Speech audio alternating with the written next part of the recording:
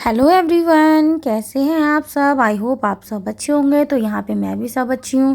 तो ये vlog start हो रहा है सुबह की 10 बजे से।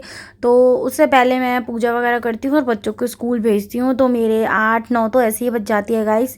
तो 10 बजे करीब मैं अपना नाश्ता वगैरह करती हूँ और मैंने नाश्ता करना शुरू कर दिया है। तो पहले मुझे टाइम नहीं मिलता था, तो पहले मैं नाश्ता भी नहीं करती थी और मेरा मन भी नहीं करता था नाश्ता करने का।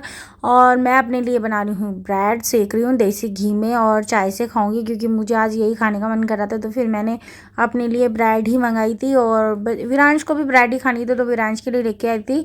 तो उसमें क्या, मैंने थोड़ी सी विरांश के लिए दे दी और मेरे लिए बची, तो वो मैंने अभी नाश्ते में अपने लिए बना ली है गाइस।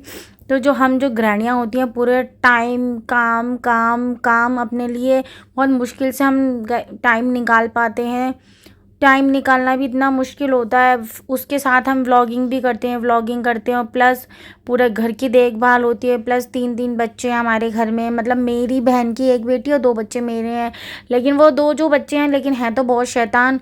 तो इधर शीतल भी पता नहीं अपना कुछ बना रही है, मुझे पता नहीं, दूध वगैरह गर्म कर रही है वो। इतने में मेरा नाश्ता मैं बना लूँगी। और यहाँ पे क्या, मैंने अपनी ब्रेड वगैरह सेक ली थी, तो चाय अभी बन नहीं पाई थी। तो चाय मैं अभी थोड़ी देर में लूँगी, जब तक चाय बनेगी। जब तक तो मुझे थोड़ा सा इंतज़ार करना पड़ेगा। लेकिन मुझे बहुत भूख लग रही थी और मैं नाश्ता अब इसलिए भी करने लगी हूँ क्योंकि गाइस अब मेरी दवाई चल रही है, जैसे कि मैंने आपको बताया था। मुझे पैरों से खड़ा नहीं हुआ जा रहा था, बहुत ज़्यादा दिक्कत हो रही थी और मैं तो रोने लग गई थी। फिर मैं डॉक्टर के पास गई, तो उन्होंने जब पूरा चेकअप वगैरह करा तो उन्होंने मुझे पैर में इंजेक्शन लगाए 2। राइट पैर में 2 इंजेक्शन लगाए हैं। तो उस दिन थोड़ा फ़र्क पड़ा, फिर धीरे धीरे धीरे अब थोड़ा सा फ़र्क पड़ा है। तो अब जाके मैं थोड़ा सा खड़ा हो पा रही हूँ।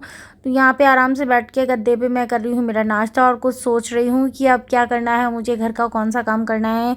तो बस घर के काम में ही पूरा टाइम निकल जाता है ऐसे ही, क्योंकि है ना, यही समझ में नहीं आता है क्या करना है क्या नहीं करना है। और बस पूरा टाइम बस यही सोचते रहते हैं क्या करना है, अभी क्या करना है।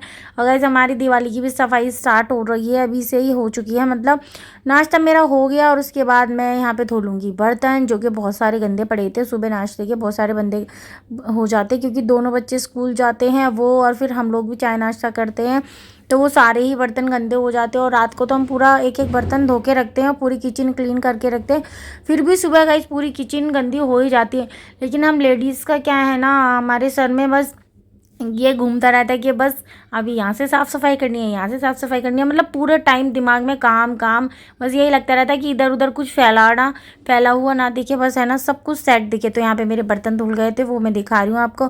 और ये रहे हमारे कान्हा जी गाइस, देखो हमारी राधा रानी कितनी क्यूट लगती हैं। तो हमारे ये जो वाले लड्डू गोपाल, उनकी आँख गाइस ख़राब हो गई थी, तो फिर मैंने उनकी सही करी थी, आँख चिपकाई थी, बहुत अच्छे से चिपका दिया और बिल्कुल फिक्स हो गई। तो यहाँ पे मैं मेरे रूम में आ गई हूँ। तो आज मैंने सोचा मैं करती हूँ थोड़ी सी डीप क्लीनिंग।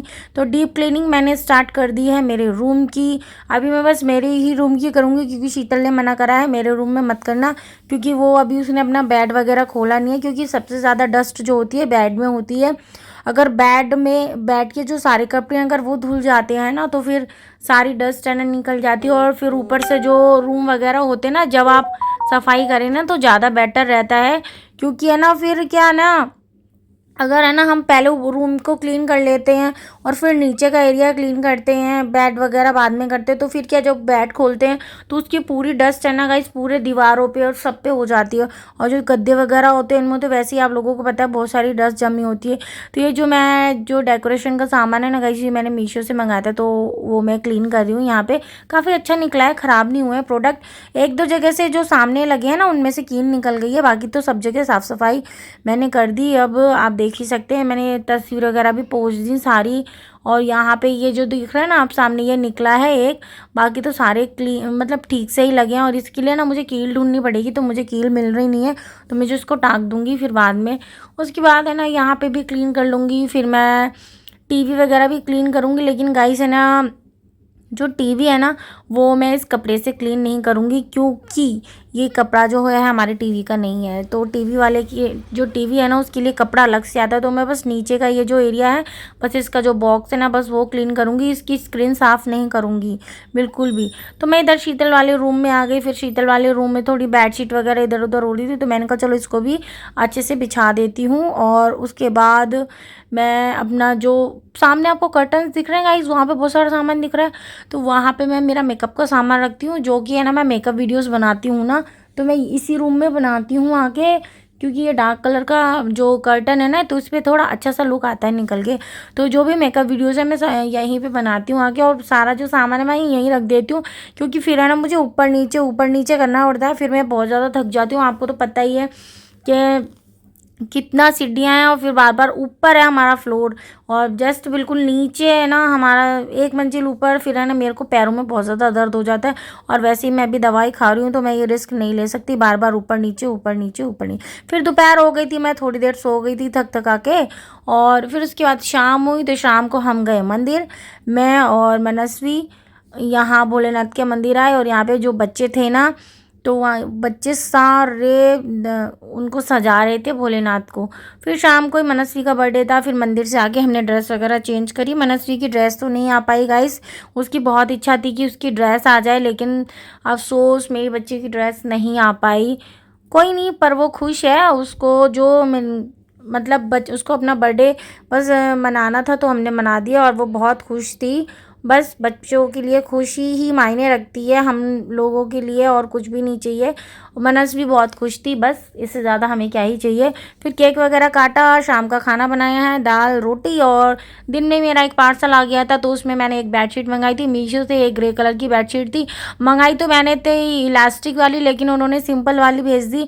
चलो फिर भी मैंने यार इसको रख लिया, अब क्या करूँ, अब आ गई तो फिर मुझे रखना ही पड़ा। गाइस अगर अभी तक आप मेरे चैनल पे न्यू है, तो प्लीज़ मेरे चैनल को सब्सक्राइब कर लीजिए, और वीडियो को लाइक करिए, और एंड कमेंट करिए, एंड शेयर करना ना भूलें अपने फैमिली एंड फ्रेंड्स के साथ।